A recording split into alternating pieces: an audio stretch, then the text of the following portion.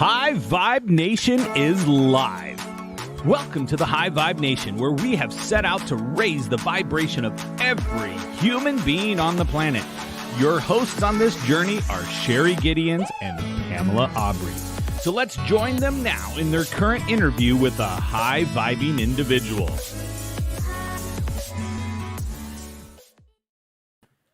Hello and welcome to the High Vibe Nation, a revolution of love. It's time to rise and live your best life now. I'm your host, Sherry Gideons, and this is my co-host, Pamela Aubrey. Welcome, everyone. What a joy to be here with you and to have our amazing and wonderful guest, Mary Helen Hensley. Wit, wisdom, and wow are synonymous with Dr. Mary Helen Hensley.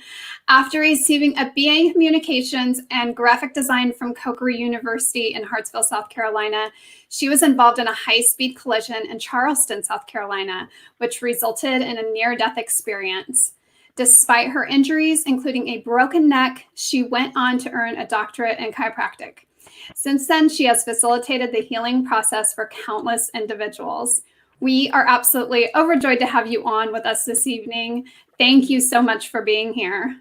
Well, yes. Thank you for being so high vibe and having me here. Absolutely, our pleasure. So, as you know, we love to talk about being high vibe on this show. So, tell us what it means to you to be high vibe.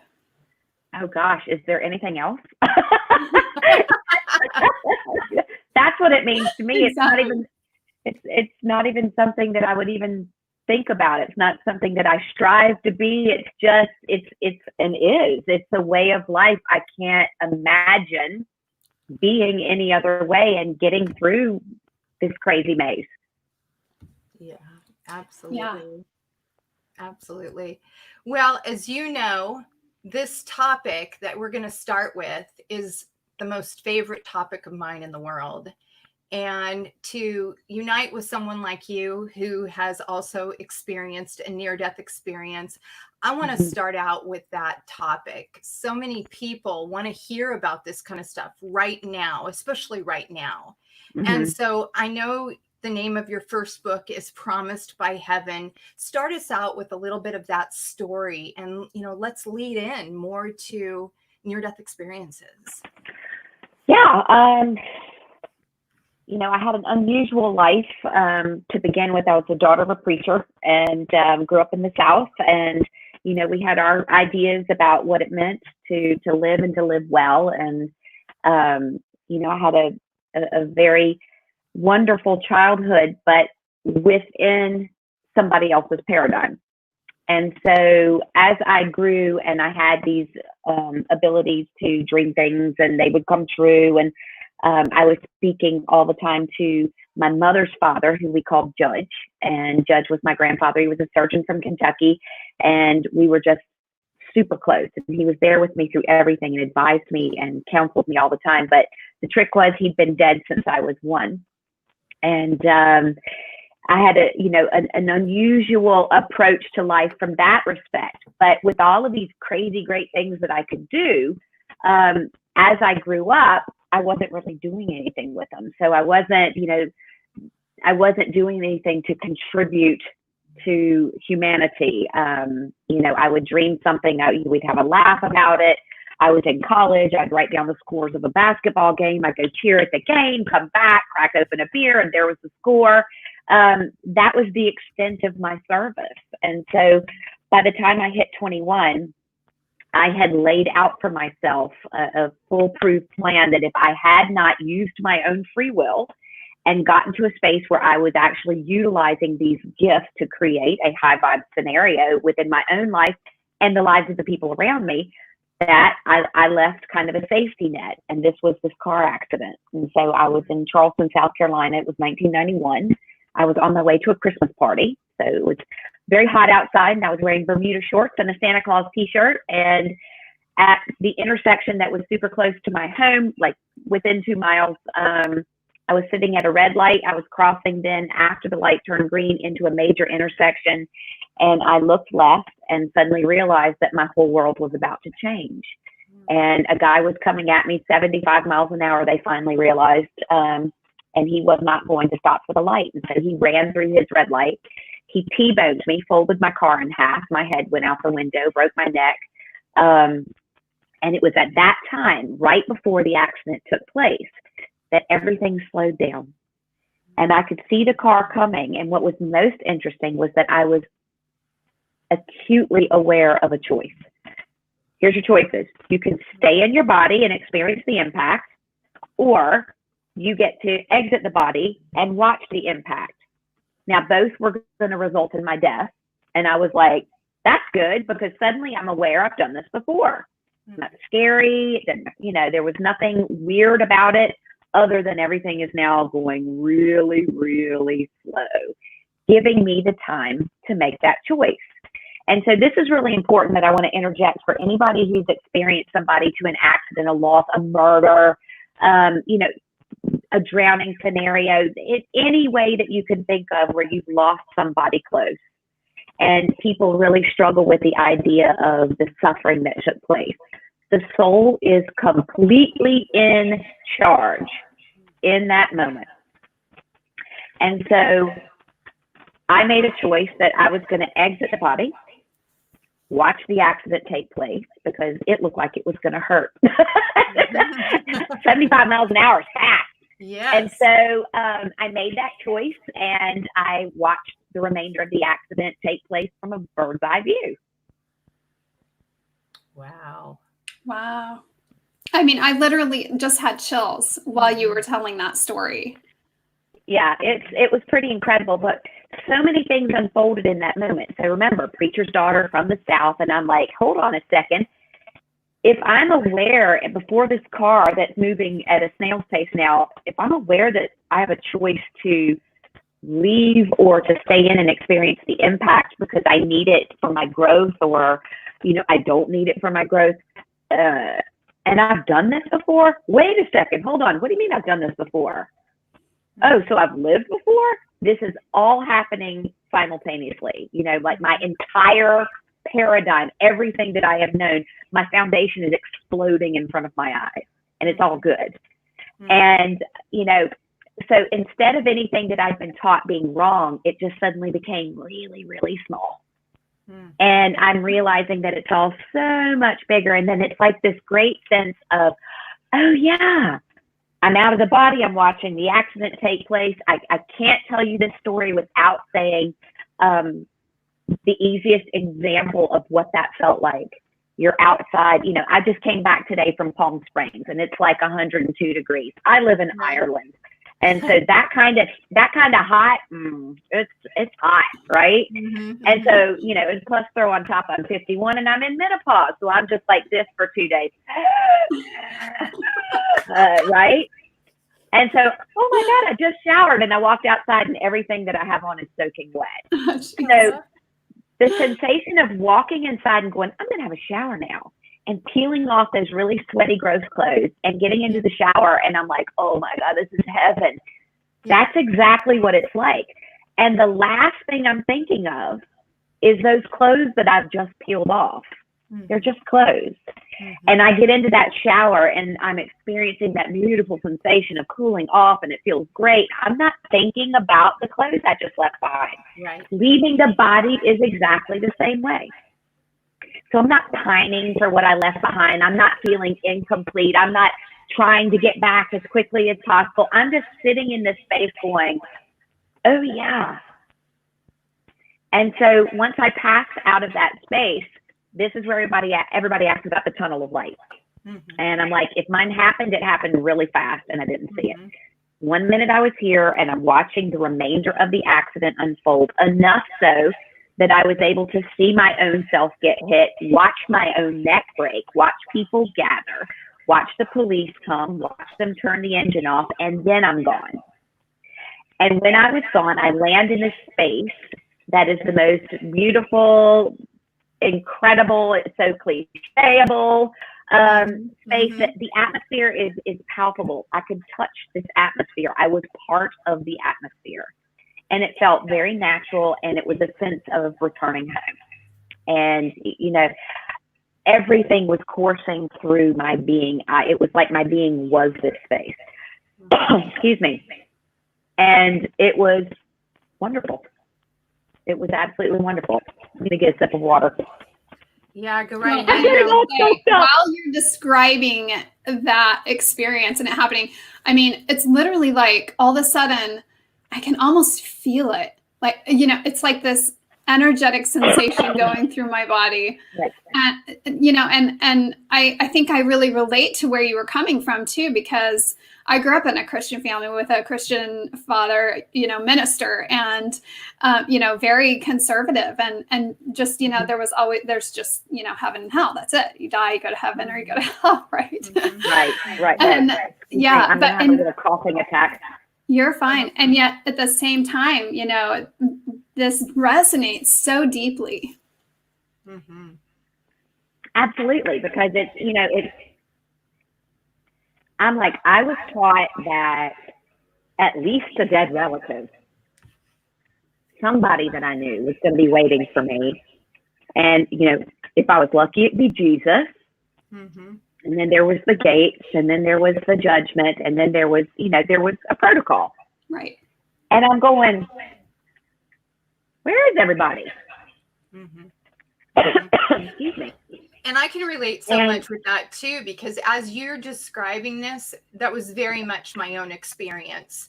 I mean, I was literally one with everything that there was. In fact, I knew everything that there was. And I was held in the arms of this pure love, this source of energy that had known every feeling I had ever felt, everything that I had ever been through. And I was just continually filled with universal love, with this love that you and I both know you can't describe in human terms the depth of how powerful this love is. Doesn't it sound ridiculous as it's coming out of your mouth? Yes. And that's been the challenge always is, you know, how do you describe the indescribable? And without sounding like a Fruit Loop, and without sounding like, you know, you're just like, peace, love, God, you know, because it's, I wouldn't have been like that. I'm still not like that. You know, I had such a deep gratitude and appreciation, but I'm very not new agey, and I'm very, you know, I'm a doctor, I'm a scientist, but I'm also a metaphysician. And so I'm all of these things at once. And that brings me to another place, which was very interesting.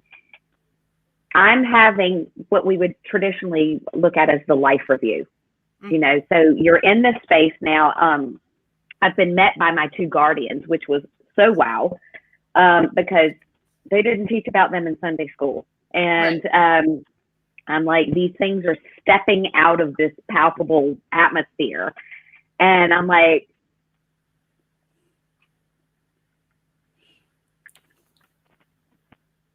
and they wait patiently. And they wait, and all of a sudden the penny drops. And I'm like, oh my God, you have been with me forever. And it was the homecoming of all homecomings. And so the idea, even in your darkest moments when you feel so alone, the idea and the remembrance of the fact that somebody has been with you every single step of the way. It used to absolutely blow my mind when I was a child, and I'd sit in church and I'd hear my father in the pulpit, or I'd be in Sunday school, and they're like, you know, God is omnipresent. God is everywhere. God knows the number of hairs on your head. And I'm like, that's kind of creepy. And like, how's that happening? I couldn't get my head around that. And then when you get into this space and like, you realize that these beings are here and they're literally there only to support you. You know, they're there for you. It's pretty incredible. And you realize that everybody has this. And so I spend so much time trying to tell people that no matter how dark you feel, how alone you feel, you're never alone. Yeah, but that's easy for you to say because you came back and you've got all these great abilities and you can talk to them and I do it every day. I make a habit of that. It is a daily practice. And because of that, I feel that presence. That presence is tangible and real in my life every single day. And that same thing is available to everybody, regardless of whether they had an NDE or not. And it's an incredible experience, a very humbling experience to find out that somebody is there who knows the number of hairs on your head, Mm-hmm. who knows every decision that you've ever made and supports everything you've ever done. Because you're suddenly realizing there's no good, there's no bad, there's just experience.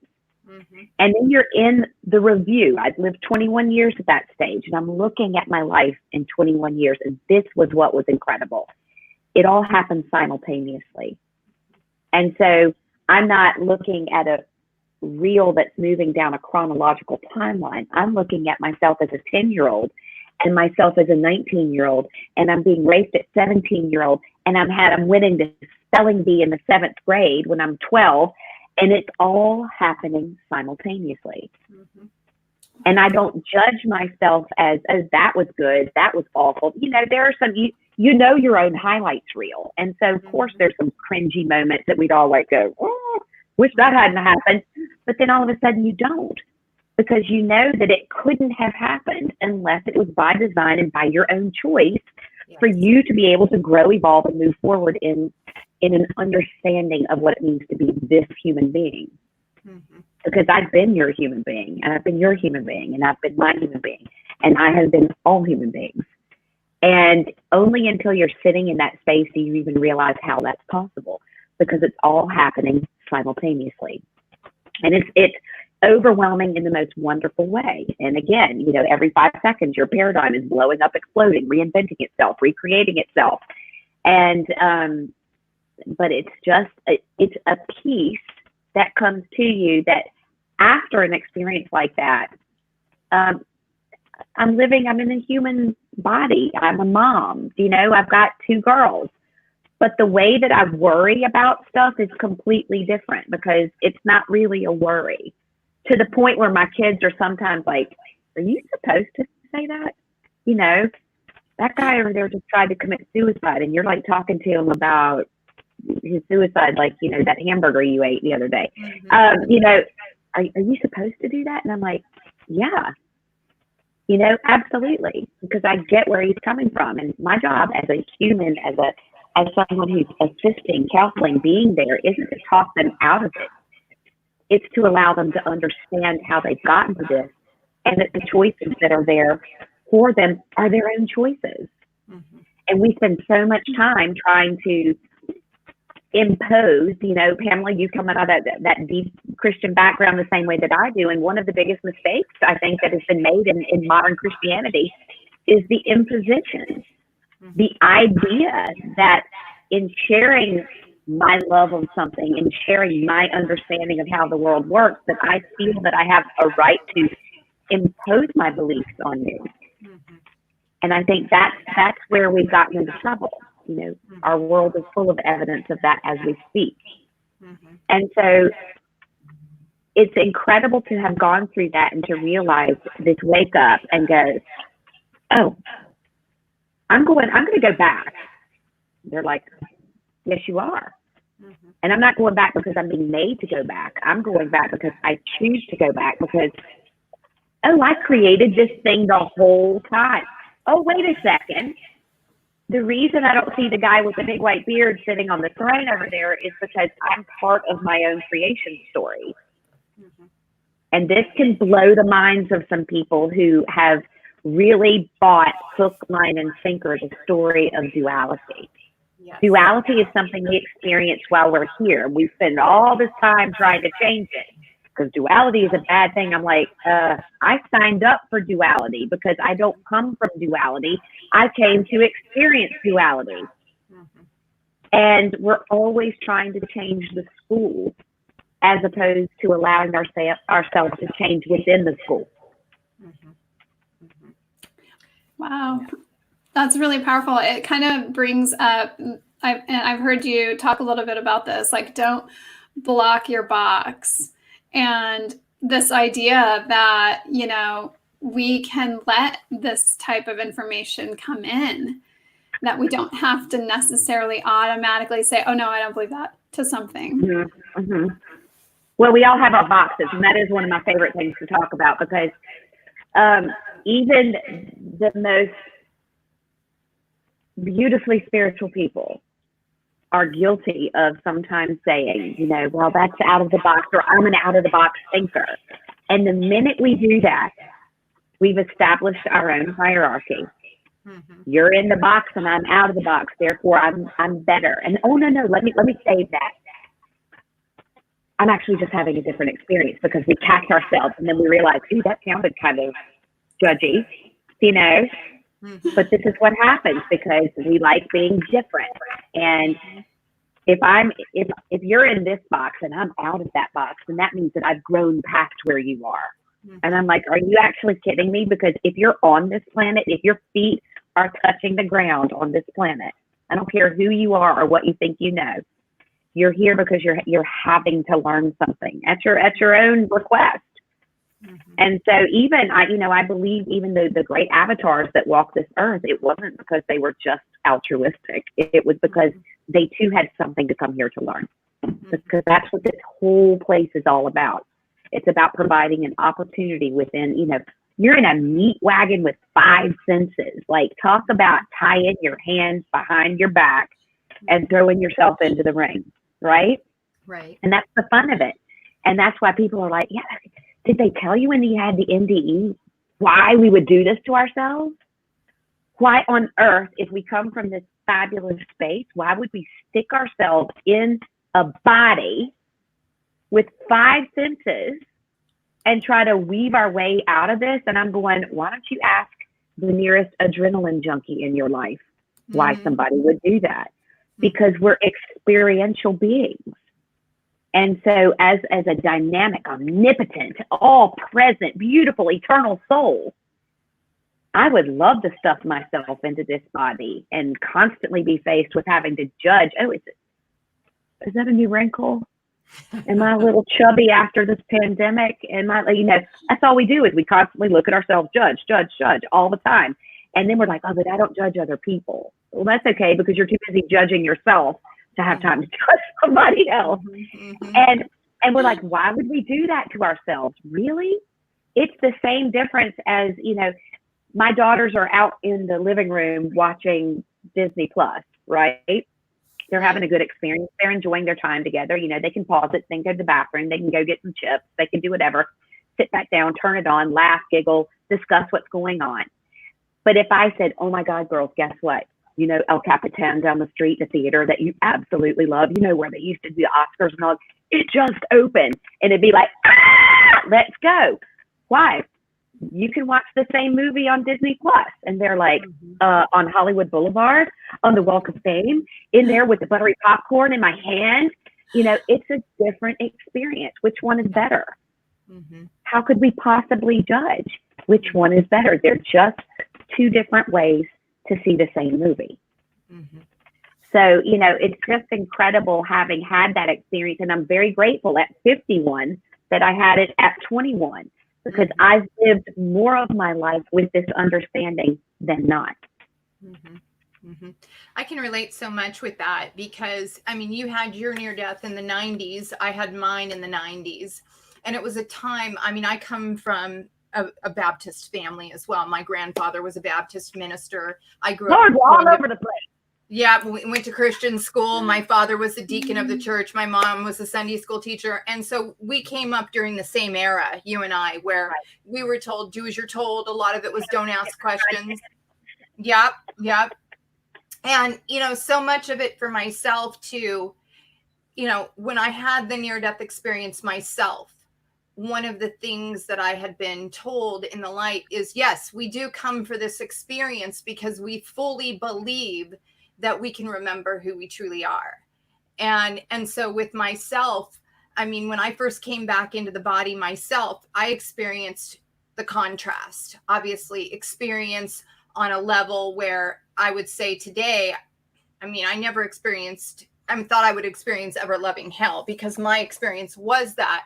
But fast forward 23 years later, I realize the woman I am today is because of all those beautiful experiences, because they taught me how to meet people right where they're at. And so my question to you is were you shown as well? Because I was told that we choose in every lifetime what we believe we can potentially fulfill in this lifetime. And so were you shown your purposes as well that you had chosen in this lifetime? Oh, absolutely. Absolutely. You know, I was informed on the spot. You know, first we went through that 21 years, and it's like your very best friend sitting there with you going, that was awesome. Mm-hmm. What would you do differently there? And I'm like, oh my God, I would have never said that, because I can see the snowball effect of how that one little comment that I thought was just so funny, or where I didn't stick up for this person. I didn't say anything bad, but I didn't stick up for him either. And the snowball effect that had, or these tiny little gestures that I did that also made a huge impact in somebody's life. And so I had the opportunity to feel and see all of that together. And then you're like, oh yeah. Oh yeah. Oh, I agreed to do this so that I could go back and spend the remainder of this lifetime in this body teaching this stuff. Oh my God. Of course I did.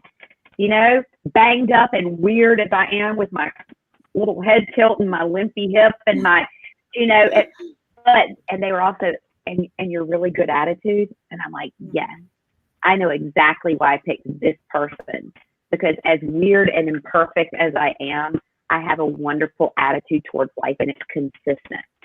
And so, yeah, I absolutely remember making that choice. And I really remembered it when we were driving back today. You know, we're coming back a 2-hour drive from Palm Springs to LA. And my daughter's in the back seat of the car, and she said, Mom, you know, with all of this stuff going on, and it's so scary, how is it that you're not scared? Are you pretending? Are you acting? Are you, you know, how is it that you're not scared? Because, you know, I need to learn how to do that, because every time I turn on my phone or I look at something, you know, I get and then I try to remember the things that we've learned and all that. And she goes, but it's a little bit overwhelming because everybody else around me seems so afraid.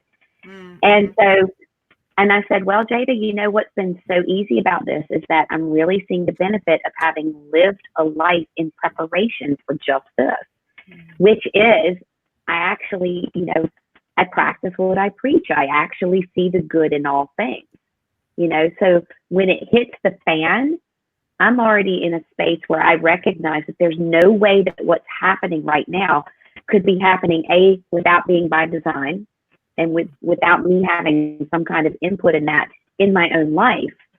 And, you know, living that every single day and truly believing that and truly witnessing on a day-to-day basis how that plays out in my life, it means when it gets tough that all of that shows up for me. So I'm not suddenly trying to operate fearlessly in a world that is fraught with fear right now, without having any experience, because I've lived every day of my life that way. And so I don't just say, I believe that the divine is at the wheel just when it feels good or when it suits me. I believe the divine is at the wheel at all times. And so when it gets ugly and it gets scary, I don't have to go reach for that because it's some kind of, you know, show that I put on, or I'm trying to be super spiritual when I'm actually not. And I actually live that in every facet of my life. And so when it gets a little awkward, it gets a little tough, and people are acting strange around me, I'm good. I'm showing up for myself. And she was like, that makes sense. And I said, I hope as your mom that I've spent the last 15, 16 years now educating you by my example. And she's like, yeah, I'm pretty good. You know, I'm good. And that's when you know that I made a choice to come back and be that light, me dimming my light, me acting like I'm afraid, even when it means at this point in time, which I'm sure both of you have experienced, losing some friendships. I'm standing true to my vibe, and my vibe has always been one of, they've got this, I've got this, you know. I don't fear death. So the ultimate outcome of the things that people are fearing right now is death. And that's not a problem for me. It's like walking from this room into the next room. So, you know, that really takes a lot of the potential harm out of most situations, because that's what people ultimately fear. They fear death. They fear being alone. And I don't fear either of those things. So I'm kind of like, okay, this is a new experience. This is kind of fun. What's happening here? You know, we just found out today that Europe, EU countries aren't allowing Americans in. Well, guess what? We live in Ireland. Guess where we are? We're in America. So we're going, wow, we might actually have to reinvent what happens to us over the next couple of months on the spot. And I'm like so excited, I can hardly stand it, where this would be like other people's worst nightmare. And I'm like, oh my gosh, I might actually get to go hang out with my mom in Virginia for an extended period of time, guilt-free. Don't have to be anywhere else, don't have to do anything else, don't have to cut it short because I've got to get back to work or whatever. Sorry, they're not letting you into your country right now. And I'm like, what are you going to do with that? I can either freak out or I can really have some fun. So like, so far, ladies, I have had best pandemic ever. I have had such a ball. Love that. You know? Yeah. Love it. Yeah. Love that. I can kind of relate to that a little bit because I was traveling when it all started. And so I was kind of like, well, hey, I guess I'll just keep traveling. I guess I'll go do some things I wouldn't have otherwise done and see some people I wouldn't have otherwise seen. So I love that. But I want to go back just a little bit because I think it's so important what you were saying, you know, just in relation to how so many people fear death. And one of the things that came to me when you were talking about that is when I was young, very young, actually, 7, 8 years old, I would go with my dad to make house calls for shut-ins. And, you know, I got very close to a lot of these people, you know, because they were people I had known in our church. And then, you know, we didn't see them as much. And so I remember in particular, just one lady who was really just dear to me. And we went to visit her, you know, and she had been ill for some time. And it was clear when we got there that she was dying. And, you know, I believe I was about 8 years old at the time. And I remember thinking, I know she's dying, but there was nothing about it that was scary. And, and in fact, if anything, it was like the most peaceful, almost joyful moment with her, just sitting there, holding her hand, just sharing love and knowing that it wasn't really an end. It just didn't feel like an end. It just felt like, you know, I'm so glad I get to be with you right now and I'll see you later. What an honor. Yeah, exactly. Yeah. And I think that's what happens. And it's, you know, it's a spoil of modern living, unfortunately, where, you know, when money and finances and end of death and all that start to get meshed together, because we can make a lot more money when somebody's, you know, prolonging their agony in hospital or in a nursing home or whatever. And look, everybody's got their own experiences with that. Yeah. Not mine to judge. You know, I know that I've told my children know exactly what to do if I ever land in that situation. I have assisted many people through that process. You know, everybody's got their own thing when it comes to death. And one of the things that I love so much about living in Ireland is that they still celebrate the process. We still do the wake, you know, so my little village, guess what's there? There's a funeral home and 2 pubs. Wow. And they're intrinsically connected because one is where we're honoring the life and the other is where we're celebrating it, you know, and everybody's hanging out and the family's there and kids are running around and, you know, they'll still wake a body in the house and, you know, the grandkids are running in and they'll, hi, Granny, I love you. And Granny's dead in the casket and, you know, her son's hanging out with his arm up and drinking a cup of tea. And death is very normal there. It's normal because it's inevitable. But I find when I come home to America and I get involved in that, and you're like, everything is about extending life to the point where it loses its quality because we can make a few extra bucks or we don't want to let somebody go or, you know, somebody said something to me the other day about a friend of theirs who'd been in a vegetative state for the last year. And I'm like, wow, you know, wow, personal choice, it's theirs. But I'm like, for me, no, thank you, you know. But that's what's so interesting is that we've allowed so many external sources and forces to define what life and death mean for us. And then, you know, and then you're like, why are people afraid? Well, that's why, because they've made it a scary thing. Because it's easier to sell a let's prolong your life package when we've made death, the inevitable, super scary. And so, you know, I don't know, I guess I think every human being should have the opportunity to go through the death process with somebody else and to actually see it. My kids have been going to deaths with me from the time they were small. And so it doesn't have the same thing for them.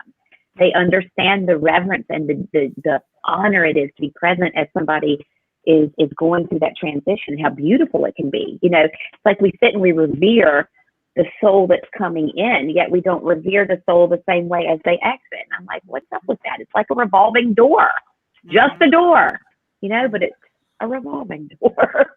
Yeah. Yeah. It's funny that you say that, because I always, the kids and I have this laughing joke, because, you know, I had twins. That's how I had my second near death, is with my twin girls. But Right. I'm so silly and playful and over the top that just yesterday I was saying to them, I said, so when I die and I said, and I ascend, I said, you guys are all going to be laughing your heads off, and you're going to be saying, remember mom's shuggy boom, boom, boom? Because I come in every day in their room and I'm like, I sugar boom, boom, boom, you know? And I told them that's my happy dance, you know? Right. And they're like, you're not doing a dance when you do that. I said, well, I am inside. Inside I am, you know?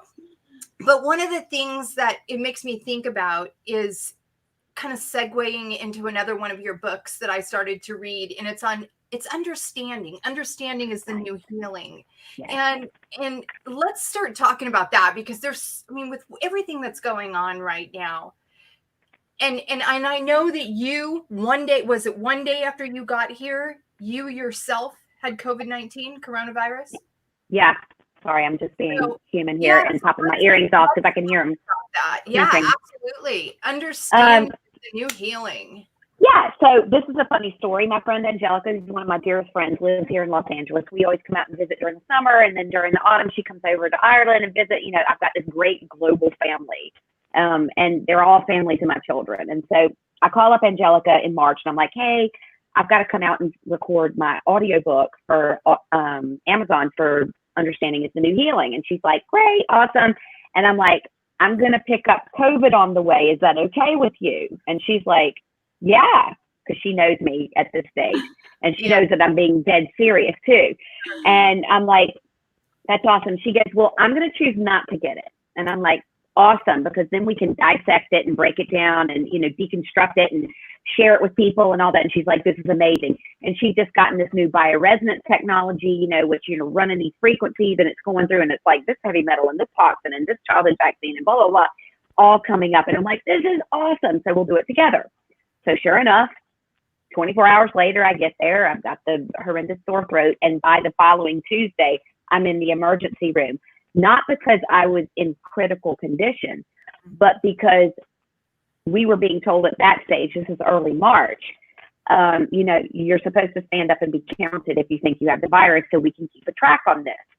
So we arrived to Kaiser Permanente here in Hollywood, and it was like total Hollywood style, like a scene out of an apocalyptic movie.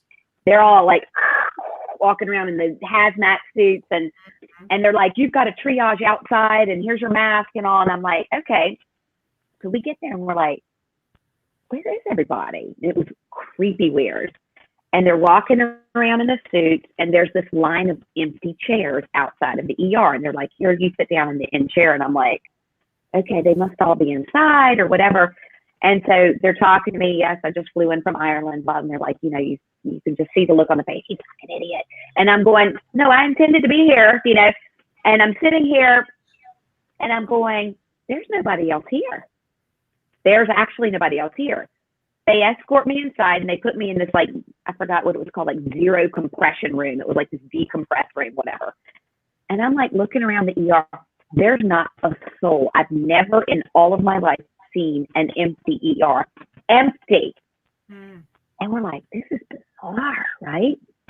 So finally the doctor comes in, and he's like, you know, what are your symptoms? And I'm like, well, you know, I started with this. I just did an international flight, blah, blah, blah. And, you know, at this stage, I've lost my taste and smell. And he's like, oh, for sure you've got that, you know. We're only just hearing now that could potentially be a symptom. And I've got this rash that I'm like, this is a bat pox, look. And, you know, he's laughing. And he was like, I can't test you because you're under 70. And I'm like, what? And he goes, yeah, we've been told that we're not allowed to use a test on anyone under 70. And I'm like, okay. And he goes, I can't even test myself, so therefore I can't go visit my parents who are elderly and all. And I'm like, yeah, okay, rock on. He goes, look, you've got it. We know all the symptoms, and you've got some that we haven't even seen yet. And he's like, I don't know what the rash thing is. And of course, a couple of weeks later, it's the rashes of COVID. And I was early, an overachiever.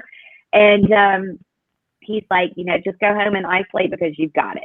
So what's interesting is I'm in this apartment with Angelica. I'm hacking and coughing and sneezing and all this. She never gets sick.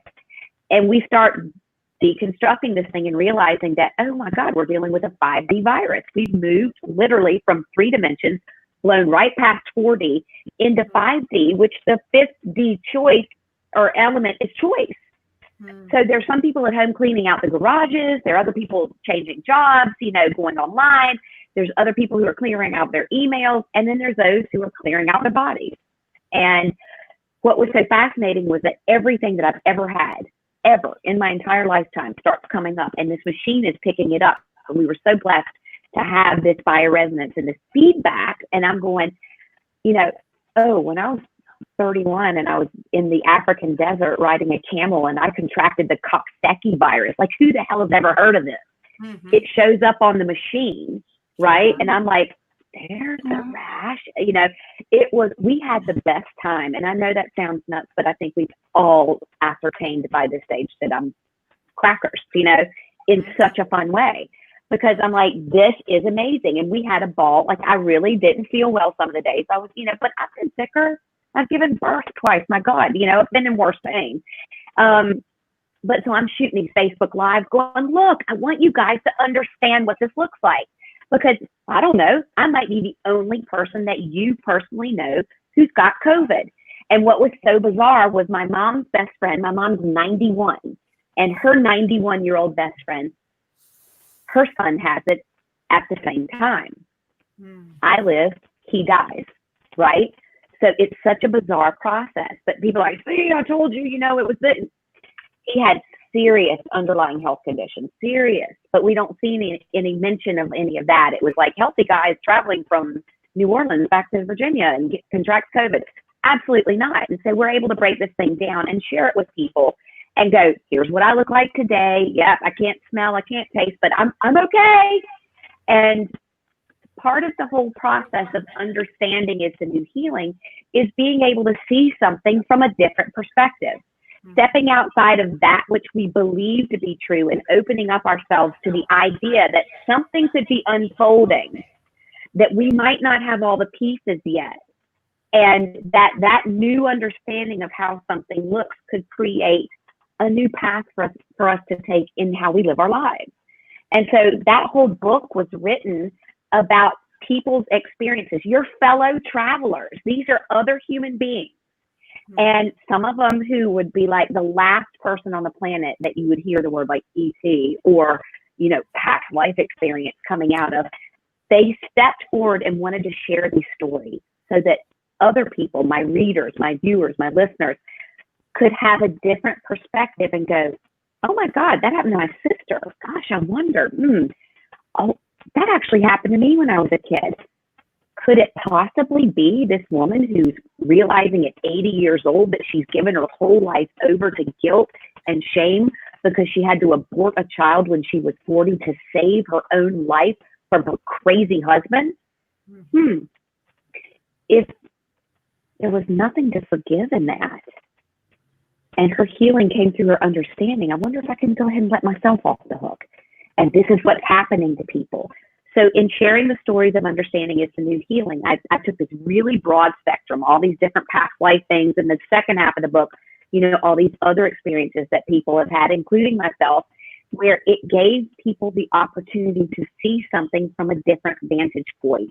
Because really, like I was describing in the life review, that's all it is. We're watching ourselves from a 360-degree view. And in you, I see me. And if I'd shut my mouth long enough to listen to your story, I might find my own healing, my own understanding in your experience without having to actually physically or emotionally go through it myself. That's so powerful. And I love that you bring up this topic of frequency healing too. This is something I've just gotten really interested in recently, but it's not something people know a lot about. But I mean, I think it's fascinating that you were doing that and then now here you are, right? Yeah. Yeah. You know, and it was like about it. yeah, exactly. If you told me, early on in my life that, hey, you're going to be sitting there talking to everybody in the world about frequency and healing, and I would be like, whatever. But it's everything that I do. And so when I landed in that space, if you wanted to know what was the big takeaway? There's all these amazing things. You see your life unfolding and it's all 360 and you realize you've lived before. And there's so many juicy morsels that you can take away from a near-death experience. But the biggest thing for me was getting into this space and going, oh God, it's all frequency and light. Mm-hmm. Everything that we do, it's either sped up or slowed down. I'm this thick little being right here because my frequency has slowed down. And we get this idea that higher and lower means better or worse, and it doesn't. It just means different. And so I'm experiencing in a denser frequency, and we're always talking about, like you guys are like high vibe. High vibe means that I'm resonating at a space where I'm having a different experience of the world. Is a high vibe experience of the world better than someone who's having a low vibe experience? Absolutely not. Tell that to the soul who comes from that eternal high vibe space, who came in here to experience the world through some low vibe eyes, right? Mm-hmm. For you two, with what you're doing, it's obvious that you committed to making a choice to, in this experience as Sherry and Pamela, you wanted to have a high vibe experience. Does that make you better than the person who might be having a low vibe experience on the street? No, it means you're having a different experience. This understanding is what creates our healing.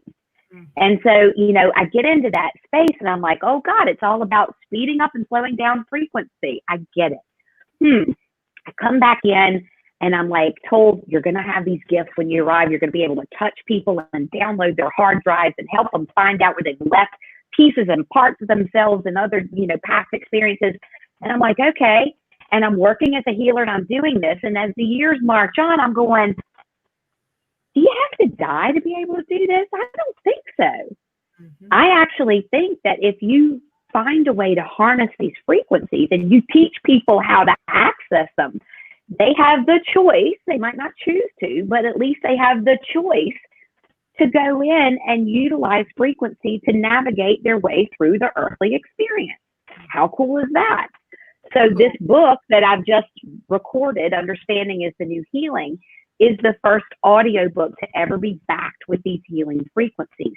So that when you're listening to chapter 17 and you're hearing the story, you're going, God, that actually happened to me or someone I know.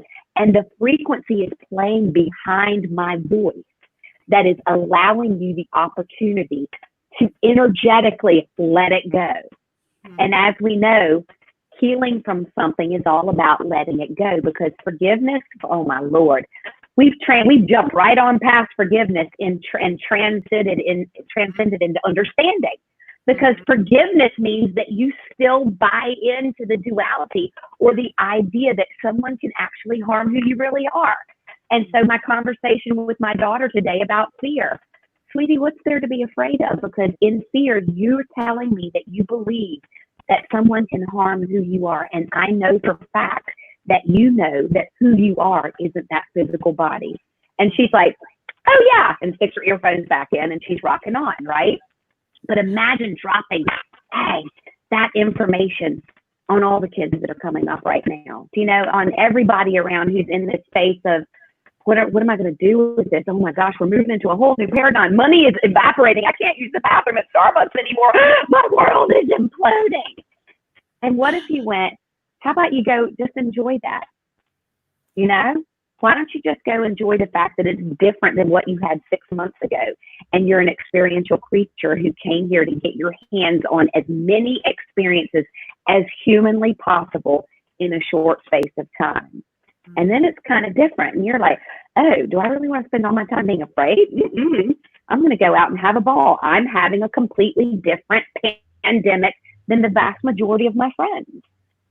You know, and is it because I'm being irresponsible? No, it's because I'm making a choice. I'm making a choice, and that's not their business, it's mine. And so this is where understanding how frequency operates. I clear myself with frequency every single day, the same as I shower and brush my teeth. My spiritual hygiene is not about being all airy fairy. It's physical. It takes elbow grease. I have to press play every day in order to bathe myself in the frequencies that I know will keep me clean, clear, and focused.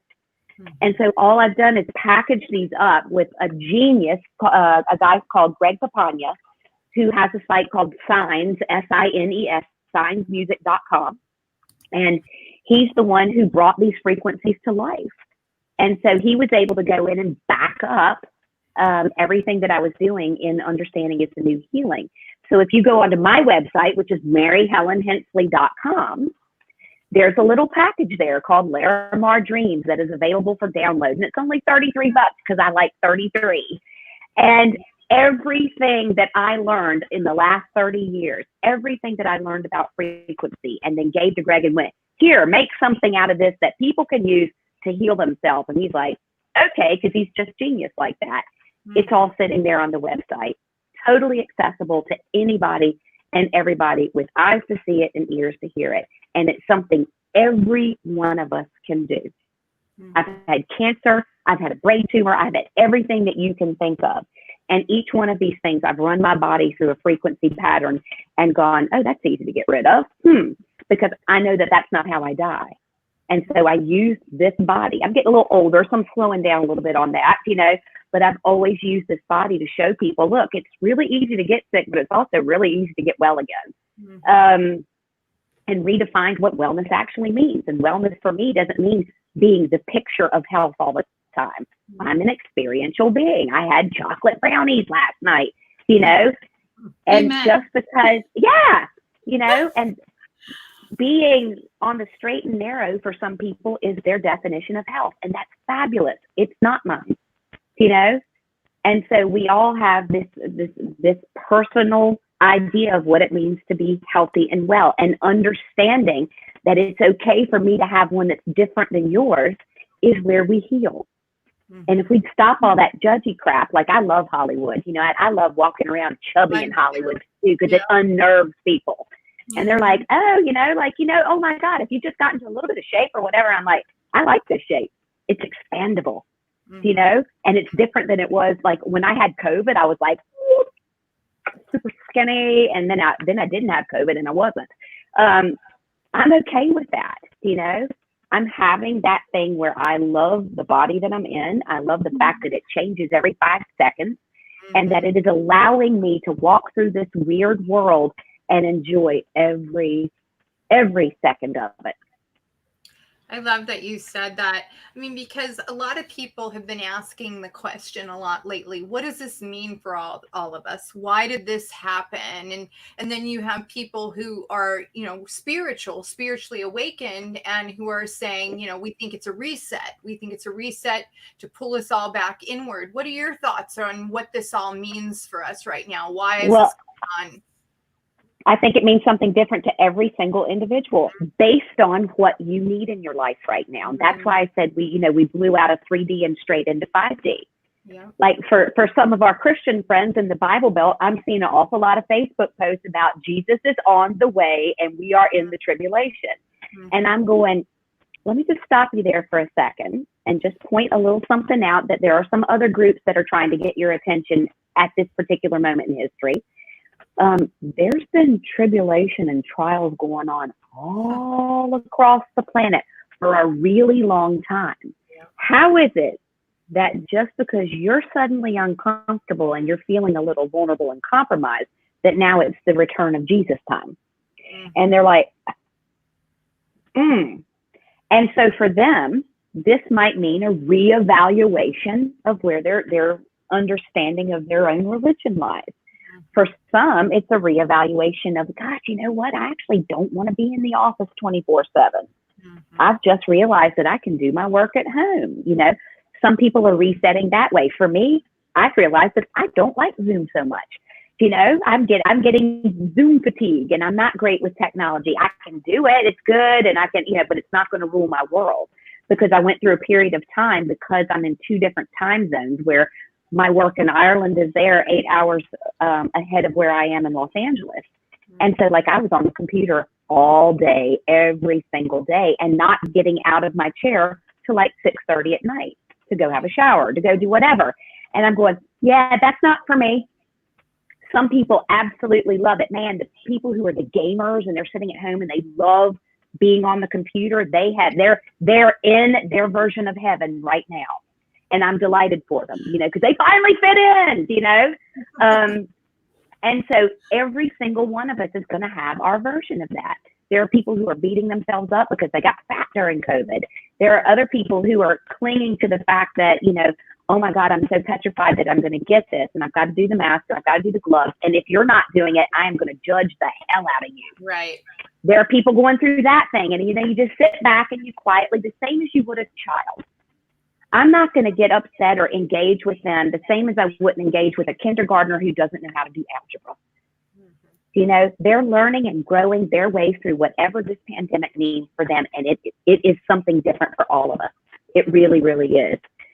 You know, there are very few places that we're actually meeting where it's the same thing for every one of us. And that's the beauty of this hologram that we live in, that we can each have access to our own experiential, you know, park ride of COVID and pandemic. Yeah, you know, it's interesting that you say that, because I was having, you know, a kind of a similar conversation with my son last night, who's a gamer. You know, and he was saying to me, you know, Mom, it's if you stop and think about it, it could be that it's kind of like a computer, and, you know, there's just all these levels and all these files. And so everybody's just like their own file on the computer. And I was like, okay, well, yeah, I mean, I could kind of see that. And, you know, from that perspective, it's like, well, then, you know, everybody's running their own program or whatever, you know, they've got their own code and their own thing, you know, inside the system. And so, yeah, I mean, if you kind of look at it like that, it's like, okay, well, then, you know, everybody's just kind of playing their part. Absolutely. And then it's also giving us opportunities. You know, we talk about high vibes and we talk about frequency. And so whoever's watching this right now, it's obvious to them that, you know, Pamela, you're in your room. You can see the little clock on the wall. And I've got this little, wherever it is, the little Chinese thing on the wall behind me, that caricature. And then you're in your room with your lovely pictures on the wall there. And we're in 3 different places, yet we're having a live conversation, right? And then people are like, yeah, you know what? I think that the frequency stuff is kind of airy-fairy. How could that help me heal my cancer or my depression or whatever? And I'm going, how is it that I can be sitting in this room and speaking to you in present time? And they're like, oh, well, because, you know, there's a Wi-Fi signal and it's going up and it's hitting satellite and blah, blah, blah. And they have no problem digesting that. Yet they can't get their head around the idea that a frequency could possibly alter their DNA. Yeah. And so this is also giving us an opportunity to really, especially those of us who are slightly older and have a little bit of the, you know, the kind of the technophobe thing going on. And we're getting this chance to really use different examples to show people what we're trying to say. Frequency is a real thing.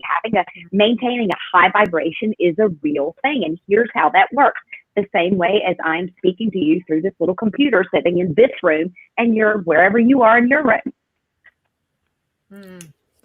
So powerful. This has just been a great conversation. And there's so many books that you've written and so many things that are so insightful about the things that you've just literally just begun to share with us today.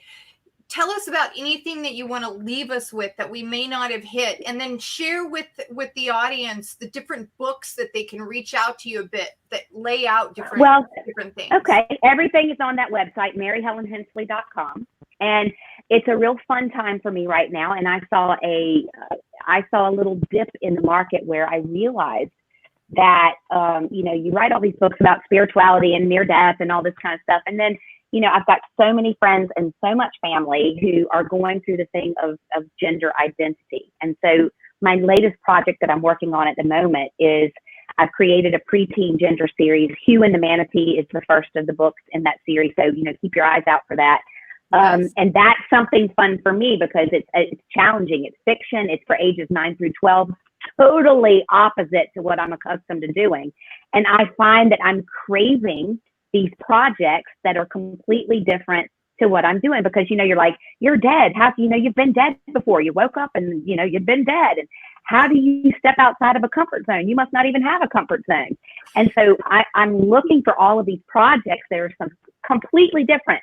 I'm writing a script right now for a series here. I've never written a script and it freaks me out because I have to do it on the computer in this weird program.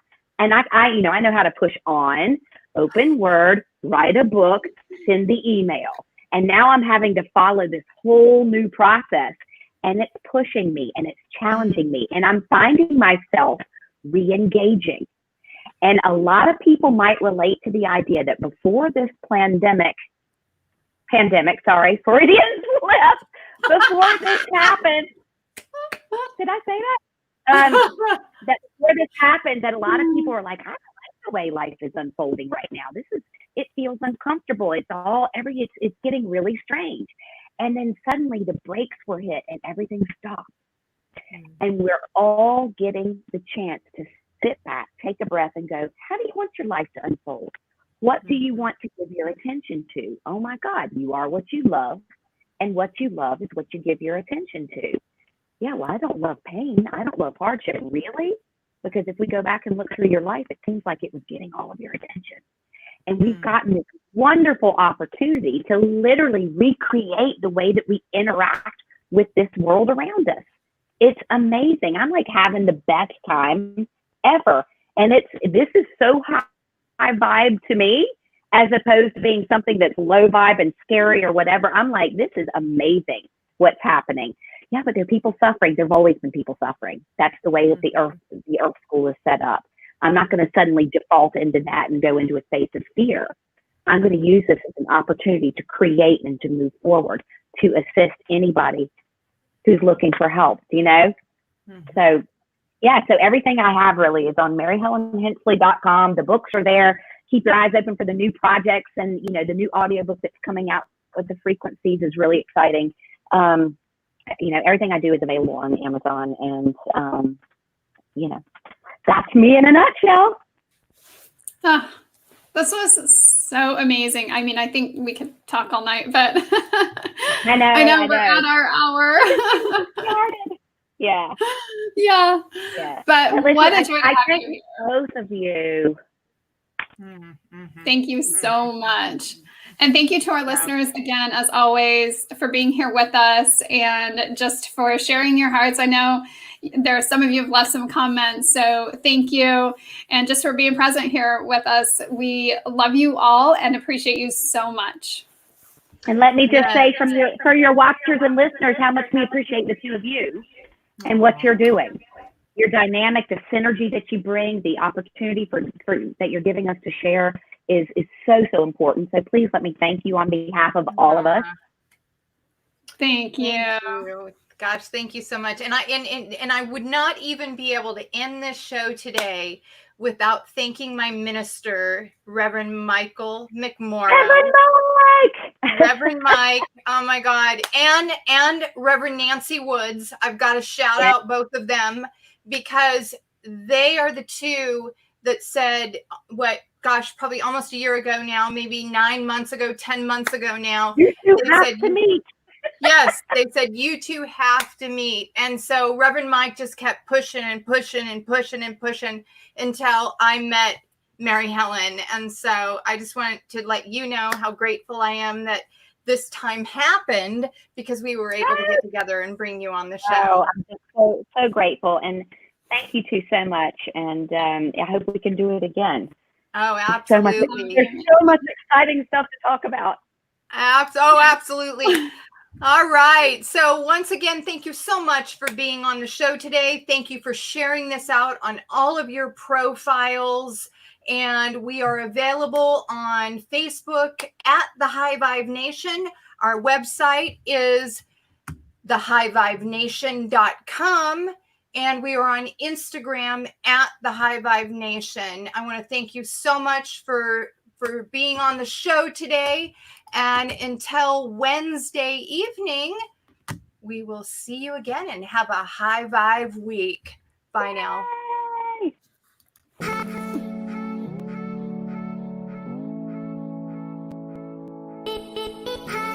From everybody here at the High Vibe Nation, we want to say thank you for choosing to raise your vibration.